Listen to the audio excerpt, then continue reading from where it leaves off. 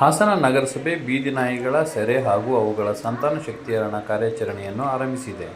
ಸೆರೆ ಹಿಡಿದ ನಾಯಿಗಳನ್ನು ಕೈಗಾರಿಕಾ ಬೆಳವಣಿಗೆ ಪ್ರದೇಶದಲ್ಲಿರುವ ಶೆಡ್ ಒಂದರಲ್ಲಿ ಇರಿಸಿ ಅಲ್ಲಿಯೇ ಶಸ್ತ್ರಚಿಕಿತ್ಸೆ ನಡೆಸಿ ಆರೈಕೆ ನಂತರ ಅವುಗಳನ್ನು ಸೆರೆ ಹಿಡಿದ ಜಾಗಕ್ಕೆ ಮರಳಿ ತಂದು ಬಿಡುವ ಕಾರ್ಯಾಚರಣೆಯನ್ನು ನಡೆಸುತ್ತಿದೆ. ಇಂದು ನಾಯಿಗಳನ್ನು ಸೆರೆಯಲ್ಲಿಟ್ಟಿರುವ ಶೆಡ್ಗೆ ಭೇಟಿ ನೀಡಿದ್ದ ಪ್ರಾಣಿ ಪ್ರಿಯರು ಅಲ್ಲಿನ ವ್ಯವಸ್ಥೆ ಬಗ್ಗೆ ಅತೃಪ್ತಿ ವ್ಯಕ್ತಪಡಿಸಿದರು. 25 ನಾಯಿಗಳನ್ನು ಬಂಧನದಲ್ಲಿ ಇರಿಸಲಾಗಿದೆ. ಆದರೆ ಕೇವಲ 10 ನಾಯಿಗಳಿಗೆ ಅಗತ್ಯವಿರುವಷ್ಟು ಆಹಾರವನ್ನು ಮಾತ್ರ ನೀಡಲಾಗಿದೆ. ಸೆರೆ ಹಿಡಿಯುವ ನಾಯಿಗಳನ್ನು ಮಾನವೀಯವಾಗಿ ನಡೆಸಿಕೊಳ್ಳಬೇಕು, ಅವುಗಳಿಗೆ ಅಗತ್ಯವಾದ ಆಹಾರ ಮತ್ತು ಆರೈಕೆಯನ್ನು ಮಾಡಬೇಕು ಎಂದು ಅವರು ಆಗ್ರಹಿಸಿದ್ದಾರೆ.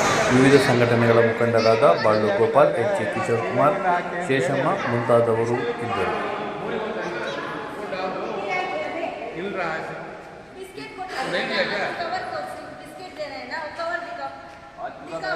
आज गाड़ी आई थी पूरे दिन वहाँ मुझ गया है